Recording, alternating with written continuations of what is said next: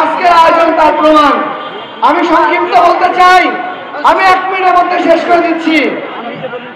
সরকারের কাছে বলতে চাই, আপনারা আমাদের শহীদের রক্তের উপর দাঁড়িয়েছেন, আমাদের আহতরা এখনো চিকিৎসা পাচ্ছে না।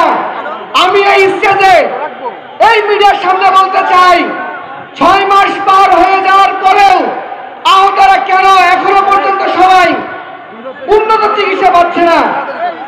আমি বলতে চাই, আমি যদি দায়িত্ব থাকতাম 2 মাসের মধ্যে সকল আহত যারা চিকিৎসার জন্য উন্নত চিকিৎসার দরকার ছিল তাদেরকে আমি উন্নত চিকিৎসা ব্যবস্থা করে দিতে পারতাম। এই জন্য বলতে চাই, জুলাইয়ের স্পিরিট ধারণ করুন। রক্তের উপর যে ইন্ডিয়ান গভর্নমেন্ট গঠিত হয়েছে, আপনারা জুলাইয়ের স্পিরিটকে ধারণ করুন। জুলাইয়ের স্পিরিটকে ধারণ করে যত সংস্কার আছে তত সংস্কার করুন।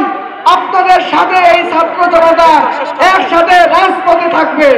এই জন্য শেষ বলতে চাই, যতক্ষণ পর্যন্ত ছাত্রদের আকাঙ্ক্ষা পূরণ না হবে ততক্ষণ পর্যন্ত একটাই কথা, মাতৃভূমি অথবা মৃত্যু। ইনকিলাব জিন্দাবাদ।